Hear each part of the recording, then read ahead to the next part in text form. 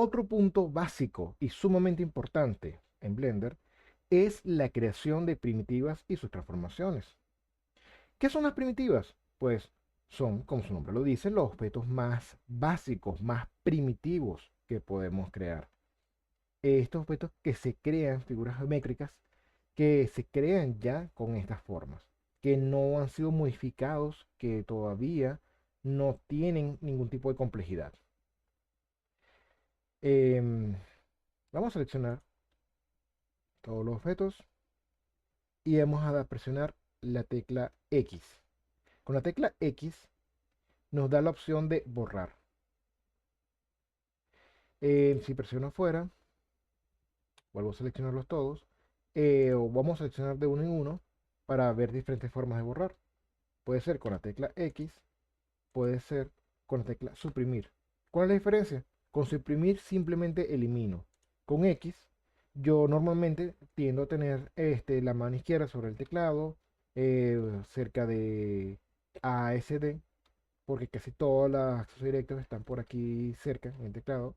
Entonces lo que hago es mover el dedo medio hacia abajo, X, borrar. Bien, ahora vamos aquí a agregar. Comenzamos con las mallas. Estas son las primitivas. El plano, ¿ven? Es un objeto completamente plano. Ya sabemos que podemos escalarlo con la tecla S o podemos ir aquí. También podemos presionar barra espaciadora S en el caso que tengamos con barra espaciadora. Si no, recuerden que tenemos que crear también la tecla Shift.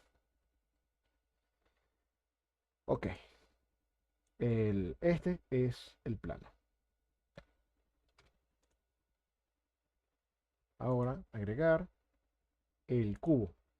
El cubo es el objeto básico que nos trae por defecto Blender. Ahora, en vez de tener que mover el mouse cada vez para acá y crear un nuevo objeto, lo que voy a hacer es, estando en donde yo quiera, recuerden que los objetos se van a crear no donde yo tenga el mouse, sino aquí, en este punto de origen. En este punto del cursor que está en el punto de origen, pero yo puedo cambiarlo en cualquier momento. Ahora presiono Shift A, malla, y creo el cubo aquí. Shift C y vuelve al punto de origen.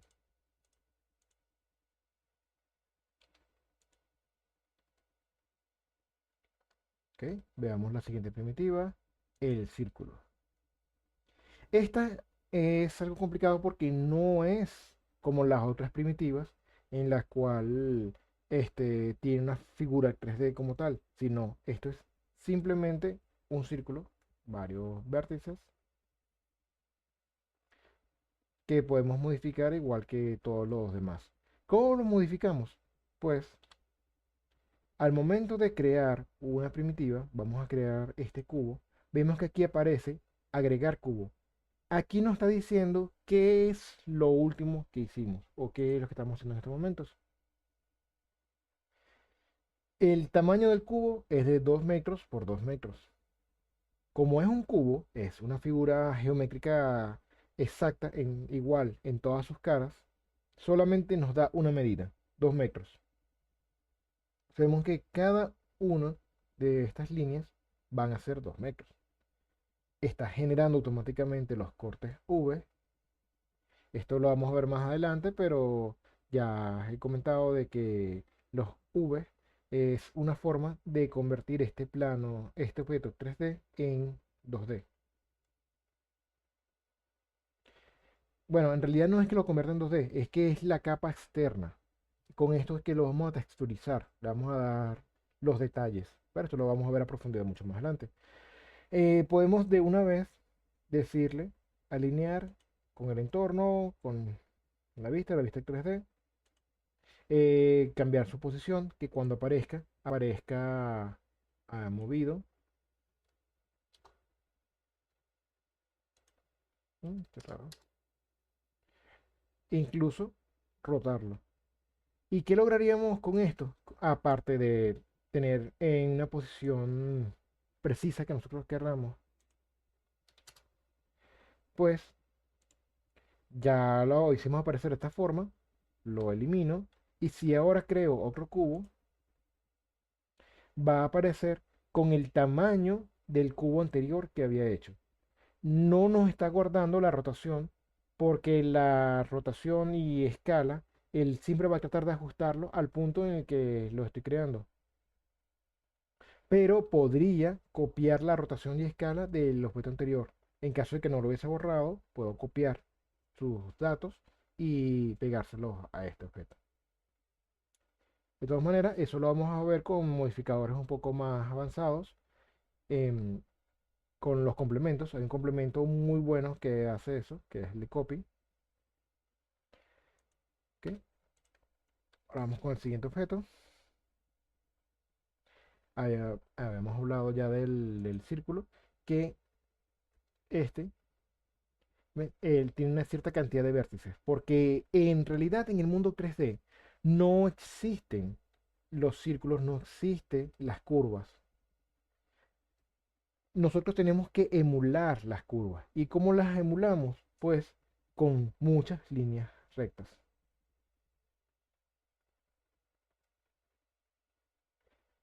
Entonces estamos utilizando a 32, con lo cual se ve bastante redondo, sobre todo si nos alejamos. Si nos acercamos, obviamente se comienza a notar que en realidad son muchos polígonos. Ahora vamos a cambiarlo a esto a, por ejemplo, 8. Y aquí notamos mucho más que en realidad no es un círculo, sino son varias líneas rectas emulando un círculo. El diámetro, 1 metro. Bueno, el radio, 1 metro. El diámetro, al igual que el cubo, son 2 metros. Es decir, el radio es desde el centro hasta un extremo. Tipo de relleno, no tiene ningún relleno, nada, pero podemos darle n-gónono, que sería una cara de n lados. N lados porque la cantidad de lados que va a tener esta tapa, por así decirlo, es la cantidad de vértices que estamos agregando acá. O un abanico de triángulos. En este caso no lo estamos viendo, pero si cambiáramos por un momento de vista, aquí vemos que no está tapado, no es una sola figura de n lados, sino son triángulos.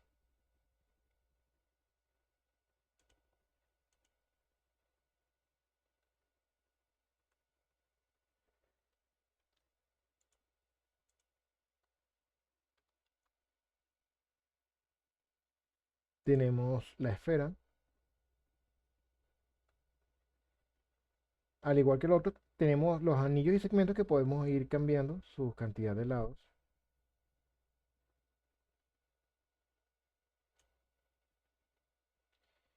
Y los segmentos serían los horizontales. Bueno, los que se mueven horizontales en este caso. Pero son esta cantidad de líneas verticales. ¿Cuántas líneas verticales vamos a tener? Recordemos que mientras menos le pongamos, vamos a tener al final menos polígonos, lo cual va a hacer el objeto mucho más ligero, pero también más irrealista. Al menos claro que el fin como tal sea crear un objeto low poly. E incluso este es un estilo artístico muy común, emulando lo que eran los primeros objetos 3D que tenían que tener un poligonaje muy bajo porque las computadoras tenían muy poca capacidad.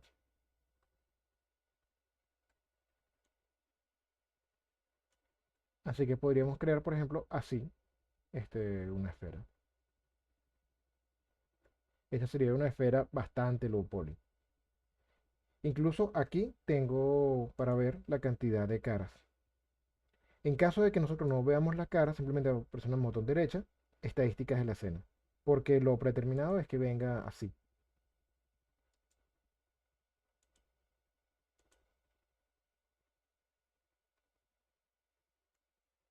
A mí me gusta ver todas mis estadísticas del objeto que tengo seleccionado y del ambiente como tal, es decir, de toda la escena.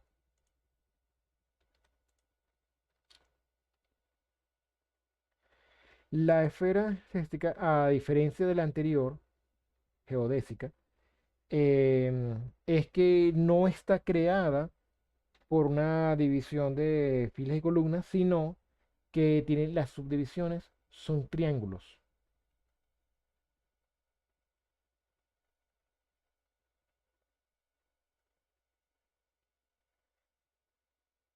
Podemos cambiar sus radios y la cantidad de subdivisiones. Esto está en base a un algoritmo, o sea, no es que tenga dos subdivisiones, obviamente, sino la cantidad de subdivisiones de la figura básica. Aquí sería si lo dividimos solo una vez. Si lo dividimos dos veces, entonces a cada triángulo va a dividirlo y luego, o sea, estamos duplicando, pero como estamos duplicando cada uno de estos polígonos, entonces es algo exponencial.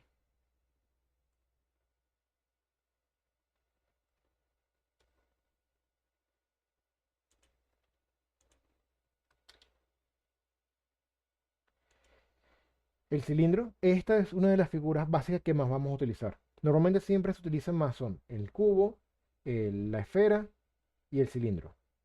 Son las más básicas y las más comunes de usar. Aunque depende de para qué vayamos a utilizar el círculo, bueno, la esfera. Muchas veces lo que hacemos es crear un cubo y subdividirlo, convertirlo en una esfera. Esto lo vamos a ver un poco más adelante, pero estas son algunas técnicas. Depende de para qué vayamos a utilizar esa esfera. Bien, tenemos el cilindro. Podemos, al igual que los demás, cambiar el número de vértices. Por ejemplo, si queremos hacer una tuerca, lo hacemos con 6. Si queremos hacer algo mucho más realista, podemos dividirlo, pero recuerden de que si exageramos la cantidad, al final, cuando agregamos muchos objetos, se va a volver muy pesada la escena. Tenemos que también que pensar desde siempre, cuando estamos creando las primitivas y cuando estamos modificándolas y creando los objetos, en para qué estamos diseñando. Para una animación, para un videojuego, para un render, es decir, una foto y ya. Lo predeterminado son 36. Muchas veces yo lo bajo a 24 porque sobre todo a distancia sigue viendo bien y está mucho más optimizado. Pero de nuevo, si esto lo vamos a hacer crecer mucho y lo vamos a ver de cerca, se notan los polígonos. De todas maneras, hay técnicas para que no se vean estos polígonos, que son el sombreado, que es un botón derecha, sombra suave. Aquí está suavizando todas las sombras, todas las líneas, todo lo que son los shaders, todo lo que es el efecto de iluminación. Pero claro, en este caso se está perdiendo la esencia del cilindro, no se ve bien. Así que podemos irnos acá a los datos del objeto, a normales, y suavizar automáticamente a qué ángulo. A 30 grados en este caso está bien. ¿Ven? Y ahora estamos viendo nuestro cilindro perfectamente liso. Eso funciona con cualquier otro objeto. Por ejemplo, vamos a crear una esfera. Esta esfera obviamente no se está viendo bien, así que vamos a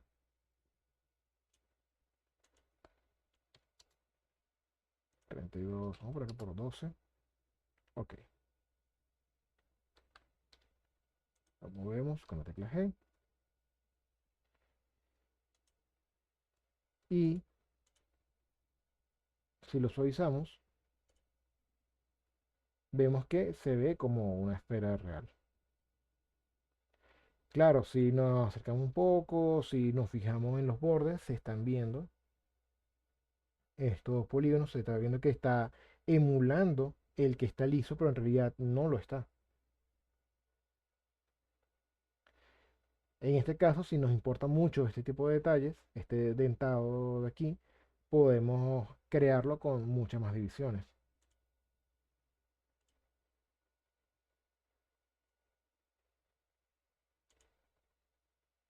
Vamos a moverlo.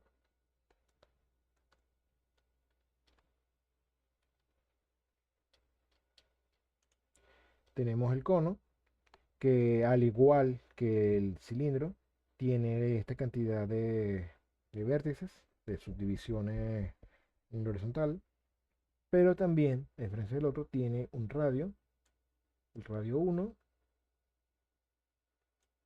y el radio 2.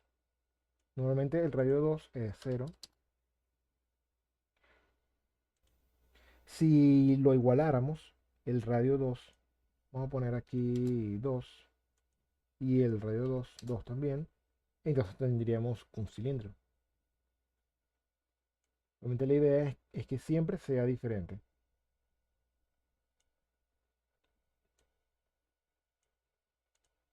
Y tenemos también la profundidad, es decir, la distancia en el eje Z. La base, que obviamente tenemos aquí, esta base, podemos cambiarla por un n-gono, que sería la figura de n lados, nada, para que quede vacío,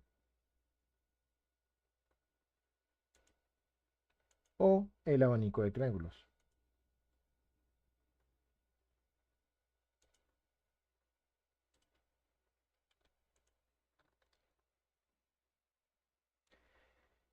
También tenemos la rosca. La rosca es un círculo, pero modelado a 3D. Realmente va a trabajar con este tipo de ajustes. Podemos grabar, podemos guardar diferentes tipos de ajustes. Tenemos los segmentos mayores, cuántos lados va a tener por acá. Los segmentos menores,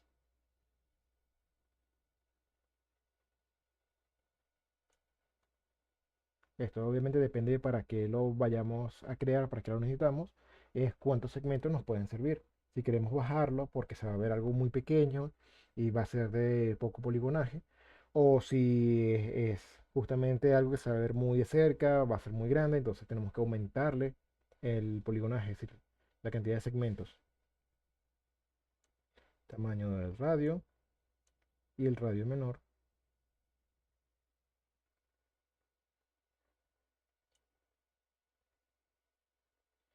Y bueno, esto es lo mismo que ya hemos visto en otras ocasiones, que si queremos que aparezca un poco movido de su eje. Eso no nos interesa en estos momentos.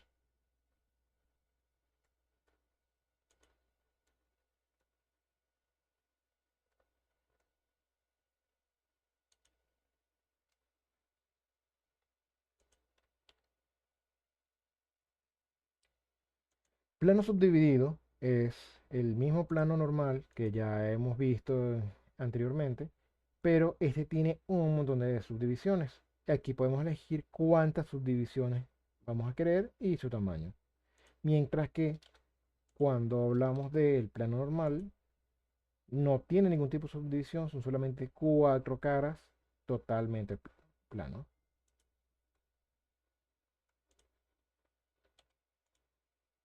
Y por último, de las primitivas, la primitiva no tan primitiva que vamos aquí entre las de Maya es la mona. La mona, que tiene nombre, se llama Susan, vendría a ser, digamos que la mascota de Blender. Esta es sumamente importante porque este es el objeto que complejo con el que podemos practicar algunos tipos de efectos cuando estamos practicando con las luces y queremos un objeto complejo para ver cómo rebota la luz, este tipo de cosas. Entonces, en 3D Studio Max, por ejemplo, en otro programa de diseño se usa una tetera. En el caso de Blender es nuestra mona Susan.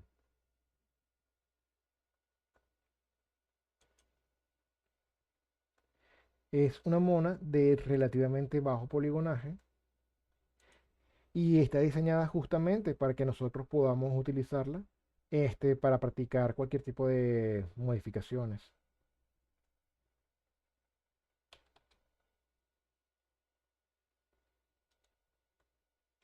Obviamente tenemos también nuestra medida del tamaño y bueno, lo básico que sería lo de la posición de rotación. Vamos a reducir esto. S para escalarla. X para escalarla en el eje X.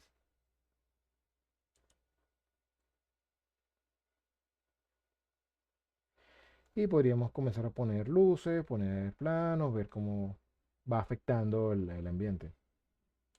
Podríamos también aprovechar que tenemos varios objetos aquí. Vamos a deformar a Susan con Alt S. Este, con las herramientas de selección, si tenemos el marco, porque podemos seleccionar con cuadro.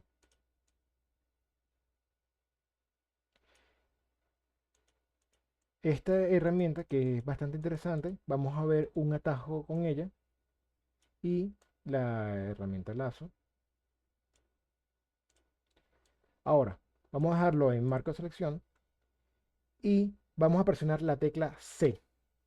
De esta forma, si yo hago clic y arrastro, cuando toque el centro del objeto, ve que si no toco el centro no ocurre nada, se selecciona. Y con botón central voy deseleccionando.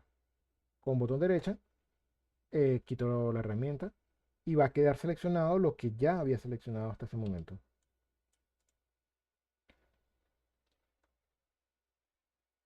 Este tipo de selección es sumamente útil, sobre todo cuando estamos trabajando en el modo de edición, que es el modo interno del objeto.